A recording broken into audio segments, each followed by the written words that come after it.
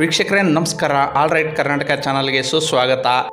ಭಾರತೀಯ ಜನತಾ ಪಕ್ಷ ಪ್ರತಿಯೊಂದು ಚುನಾವಣೆಯನ್ನು ಯುದ್ಧವೆಂದೇ ಪರಿಗಣಿಸುತ್ತದೆ. ಅದಕ್ಕೆ ತಕ್ಕಂತೆ ತಂತ್ರ, ರಣತಂತ್ರ, ಪ್ರತಿತಂತ್ರ ಎಣೆಯುವಲ್ಲಿ BJP ಇತರ ಪಕ್ಷಗಳಿಗೆ ಮಾಡೆಲ್ ಆಗಿದೆ ಎಂದರೆ ತಪ್ಪಾಗಲಿಕ್ಕಿಲ್ಲ. ಯಾವುದೇ ರಾಜ್ಯದ ಚುನಾವಣೆ ಇರಬಹುದು, ಲೋಕಸಭೆ ಚುನಾವಣೆ ಇರಬಹುದು, 2 ವರ್ಷಗಳ ಮುಂಚೆಯೇ ಭರ್ಜರಿ ತಯಾರಿ ಮಾಡಿಕೊಳ್ಳುತ್ತದೆ.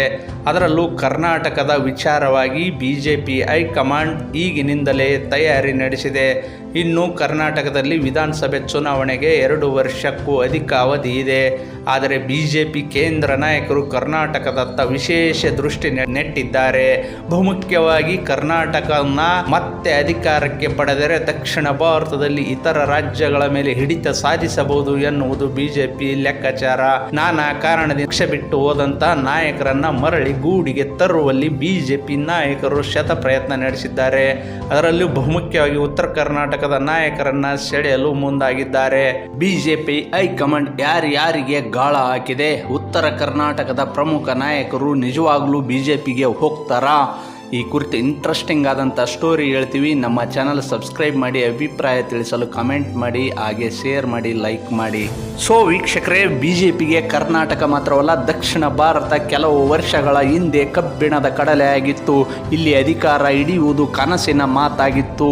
ಕರ್ನಾಟಕದಲ್ಲಿ ಕೆಲ ವಾತಾವರಣ ಇದ್ದರೂ ಕೂಡ ಅಂತಹ ವಾತಾವರಣ ದಕ್ಷಿಣ ಭಾರತದ ರಾಜ್ಯಗಳಾದ ಕೇರಳ, ತಮಿಳುನಾಡು, ತೆಲಂಗಾಣ, ಆಂಧ್ರ ಪ್ರದೇಶದಲ್ಲಿ ಕಂಡು ಬರಲಿಲ್ಲ. ಅಂತ ಸಂದರ್ಭದಲ್ಲಿ ಕರ್ನಾಟಕದ 3 ನಾಯಕರು BJPಯನ್ನ ರಾಜ್ಯದಲ್ಲಿ ಬೆಳೆಸುವಲ್ಲಿ ಹಗಲಿರುಳು ಶ್ರಮಿಸಿದ್ದಾರೆ. ಅದರಲ್ಲೂ ಬಹುಮುಖ್ಯವಾಗಿ ಮಾಜಿ ಮುಖ್ಯಮಂತ್ರಿ BS ಯಡಿಯೂರಪ್ಪ, ಅನಂತ್ ಕುಮಾರ್ ಹಾಗೂ KS ಈಶ್ವರಪ್ಪ ರಾಜ್ಯದ ಮೂಲೆಯಲ್ಲಿ ಸಂಚಾರ ಮಾಡಿ ಪಕ್ಷವನ್ನ ಸಂಘಟನೆ ಮಾಡಿ ಅಧಿಕಾರಕ್ಕೆ ತರುವಲ್ಲಿ ಬಹುಮುಖ್ಯ ಪಾತ್ರ ವಹಿಸಿದ್ದಾರೆ. ಅವರ ಪರಿಶ್ರಮದ ಫಲವಾಗಿ ಕರ್ನಾಟಕದಲ್ಲಿ BJP 2 ಬಾರಿ ಅಧಿಕಾರ ನಡೆಸಿತ್ತು. ಸೊ ವೀಕ್ಷಕರೇ, ಇಷ್ಟೆಲ್ಲ ಪೀಠಿಕೆ ಹಾಕುವ ಕಾರಣವೇನೆಂದರೆ ಕರ್ನಾಟಕದಲ್ಲಿ BJP ಮನೆಯೊಂದು 3 ಬಾಗಿಲು ಅನ್ನುವಂತಾಗಿದೆ. ಆ 3ರ ನಂತರ ಈಗ BJP ಅಕ್ಷರಶಃ ನಾವಿಕನಿಲ್ಲದ ದೋಣಿ ಅಂತಾಗಿದೆ.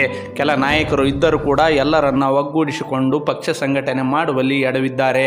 ಅದರಲ್ಲೂ ಉತ್ತರ ಕರ್ನಾಟಕದಲ್ಲಿ BJPಗೆ ನಾಯಕತ್ವದ ಕೊರತೆ ತೀವ್ರವಾಗಿ ಕಾಡುತ್ತದೆ.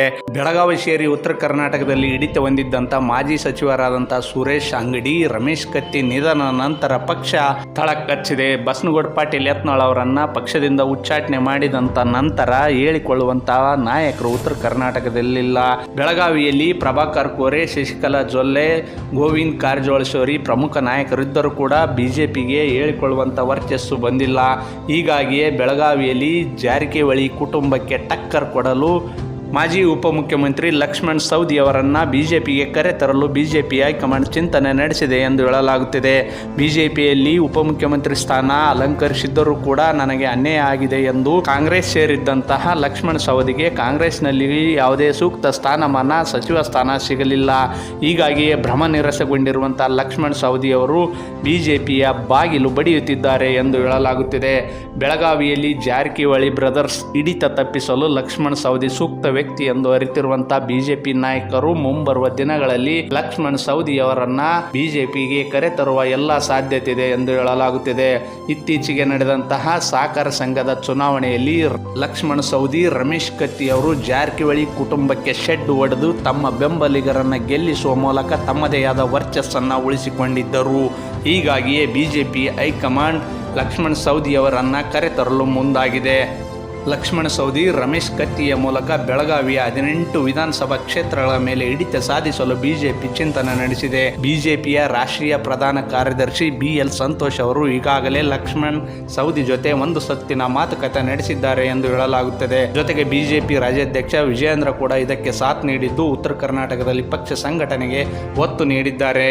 ಒಟ್ಟಾರೆಯಾಗಿ ದಕ್ಷಿಣ ಭಾರತದಲ್ಲಿ ಅಧಿಕಾರ ಹಿಡಿಯಲು ಕರ್ನಾಟಕ ಪ್ರಮುಖ ಕೇಂದ್ರವಾಗಿದ್ದು ಇದನ್ನು ವಶಕ್ಕೆ ಪಡೆಯಲು ಮುಂಬರುವ ಚುನಾವಣೆಗೆ ಮುನ್ನ ಪಕ್ಷ ಸಂಘಟನೆಗೆ ಮುಂದಾಗಿದ್ದು ಲಕ್ಷ್ಮಣ ಸವದಿ ಅವರನ್ನ ಸಂತೋಷ್ ಮೂಲಕ ಪಕ್ಷಕ್ಕೆ ಕರೆತರಲು BJP ಹೈಕಮಾಂಡ್ ಚಿಂತನೆ ನಡೆಸಿದೆ.